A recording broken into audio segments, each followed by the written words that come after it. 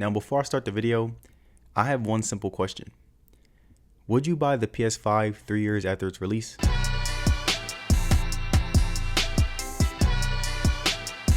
Now to me, it's been insane that it's been almost 3 years since the PlayStation 5 has been released. We've gotten some really great games that I would consider classics in this generation. We've also got a ton of nice accessories that have been released from not only PlayStation, but many third-party companies. And there have been so many customizations that will make each player's PS5 look completely different. And now customizations, games, and accessories isn't the only thing that Sony has gotten better at. As of now, the PS5 is readily available in locations across the world, which basically means that you no longer have to deal with scalpers trying to sell you a console for $1,000, and you won't have to deal with the annoying PlayStation websites and trying to hurry to be the first to buy a PS5 before it gets sold out, which ultimately means that this is the perfect time to consider buying a PS5 and for preparation for the holidays. It's also the perfect time because the PlayStation 5 has many more games that'll suit your needs and playstyle. And while there are mostly benefits to buying a PS5 at this moment, I do want to let you guys know that due to inflation, there has been a price increase. The PS5 will now be an extra $50, which means that the digital version is $500 and the disc version is $550, not including tax. But besides this problem, the PS5 is still a pretty great console. And I know that there are a lot of you guys out there deciding whether or not you should buy the PS5, or you just want to see how well it's holding up after 3 years. So hopefully this video can give you some good insight on if the console is right for you. Now we all know that a console is nothing without great games to play. And when it comes to the PS5, it has pretty much excelled when it comes to providing fun, interactive, memorable exclusives that complement not only the console, but also the controller as well. The PS5 has offered so many great exclusives that I had a ton of fun with. God of War Ragnarok was easily my favorite game that has been released in the past year. Its fun gameplay mixed with bold storytelling is something that I feel many gamers should experience at least once. Spider-Man Miles Morales is personally the game that I had the most fun with. There's great action, plenty of amazing customizations for not only suits, but also weapons. The movement is insane, and just like the previous Spider-Man in the series, it really gives you the true feeling of what it's like to be Spider-Man in the most authentic way possible. Gran Turismo is much more than a standard racing game. It's more of an actual driving simulator that lets you truly know how it feels to handle different cars, prep them, race them, and it really feels like a love letter to many car lovers. And you also have many adventurous games like Ratchet & Clank, which I had a ton of fun with, Sackboy Adventure, Horizon Forbidden West, Ghost of Tsushima, Stray, and many more titles that look amazing while providing next level gameplay. And there's just so many exclusive games where you can tell that Sony is putting their all into, which is why the PS5 has only gotten better over these past 3 years. And you may be thinking, damn, that's a lot of exclusives. Or you might be thinking, you're just a PS5 fanboy. And no matter what you're thinking, the scary part is, it's only going to get better from here. Now, as of September 2023, Sony will be releasing more promising exclusives to add to its already great catalog. You have the new Spider-Man 2 that looks like the most promising game of the year. You have Final Fantasy 7 that is going to release next year. And even though it doesn't have a release date yet, there will be a Wolverine game coming out that's exclusively available on the PS5. And in my opinion, this is the best lineup when you compare it to other next-gen consoles. And mind you, I haven't even touched on the fact that you can get the Sony VR2 headset to really get an enhanced experience with games like Horizon Forbidden West and Gran Turismo. Again, Sony is taking their exclusives to the next level. Now, the last thing that I will be touching on is the fact that you will still be able to play PS4 games. So if you have old PS4 games on disc, you can just simply put them into your disc version of the PS5, and you can also go to the PlayStation Store and get them digitally if you prefer that as well, which gives you an even bigger catalog when it comes to gaming. So now that we've gone over the many options that you will have if you do decide to get the PS5, let's go over the design and many customizations that you can do to make the PS5 truly yours. Now, when it comes to the look of the PS5,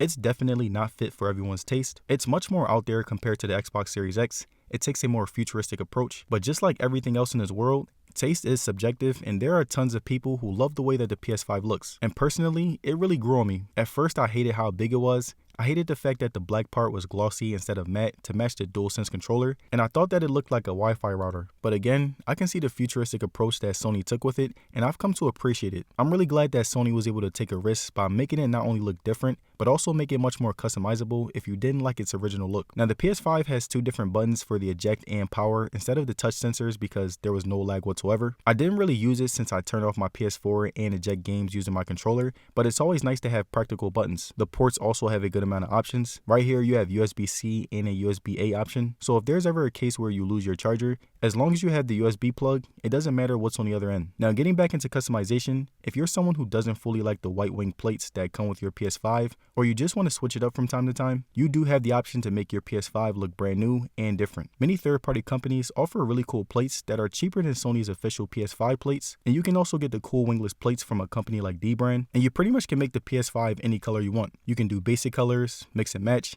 and even add cool designs if you're into that. And you even have the option to change the texture of the glossy front strip and make them matte like mine. And you can even change the color of the light strips, which takes customization even further and gives you total freedom to do what you want. Now changing plates on my PS5 is still very easy. I change them often, so it gets a little easier since the clips are looser. And all you have to do is lift and push down, which makes customizing my PS5 that much easier. And looking at the front, there's an effective ventilation system along with a disk drive. I found myself having to clean the ventilation system every few months since it can rack up a lot of dust over time, but because I can easily take my plates off, I didn't really have a problem with it. And the only problem that I had with the PS5's design is the original version. I didn't like the fact that the middle was glossy, so it was prone to scratches and fingerprints. And I didn't like the fact that it was really big with wing tips that took up a ton of space. But again, these problems can be fixed with customization, so I won't really classify them as a major problem. Now the size can vary since a PS5 without wingless plates can result in me having to try my best to fit it in smaller spaces like my room or even my entertainment center. I wanted to have it sit flat, but either it didn't look right or was too big, so I installed wingless plates to make it look less awkward. Now depending on the type of gamer you are, there will be many different accessories that you're going to be on the lookout for to better accommodate your needs to perform better. And now if you're a serious gamer that plays first-person shooters like Call of Duty or sports games competitively, the PS5 has some really great controller options that will help. You can buy the DualSense Edge that comes with a ton of features and accessories itself, like the ability to change joysticks and back pedals for a more comfortable gameplay. You can adjust the sensitivity of your triggers and analog sticks for better movement and trigger fire, and even set up your own custom profiles so that you don't have to keep editing your game style settings. And they even have other options from third-party companies like Scuff, which is very popular among pro players, Razer, and Victrix, so you have a great catalog to choose from if you don't want to use your original DualSense controller. Now getting back into customizations, something else that you have a ton of options with when it comes to controllers is the fact that DualSense has many options in colors with white, black, cosmic red, starlight blue, galactic purple, and even special edition controllers like the limited Spider-Man edition and the LeBron James edition. Now in terms of performance, the PS5 has yet to disappoint. You can play 4K games and also play at 120 Hz. Most of the time, it will give you the option to try either, but for some games, you can do both at the same time. Your PS5 will ask you if you want to choose performance or graphics.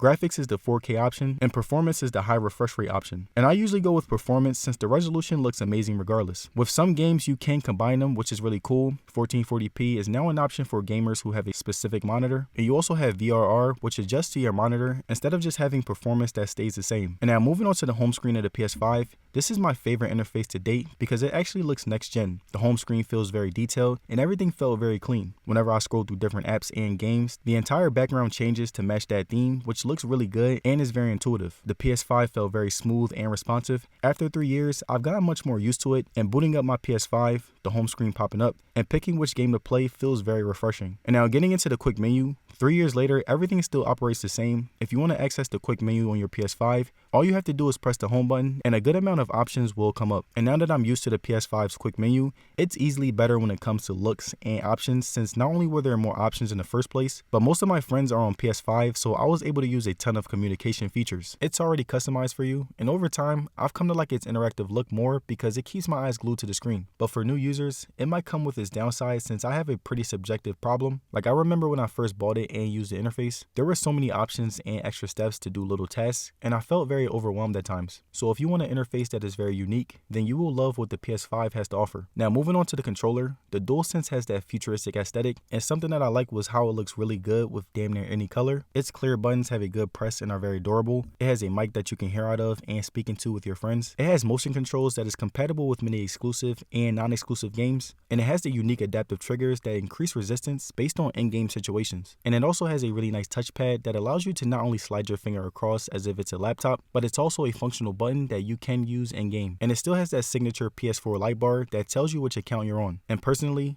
I would say that the best thing about the DualSense is that it feels very good yet premium. Like whenever I'm holding this controller, it has this really nice weight to it, so it doesn't really feel cheap. The buttons are very sturdy, and the adaptive triggers make it an experience. And now, if you aren't someone who is into buying a bunch of games for $70, you have the option to sign up with PlayStation 5's PlayStation Plus, and basically, this subscription allows you to access hundreds of games via stream or download. So if you're on your PS5 and you want Spider-Man and a bunch of other exclusive games without paying for all of them, you can get PS Plus and play all without the insane prices. Now with PlayStation Plus, you have 3 different types of subscriptions where you can play PS3 games and newer titles, which is really cool.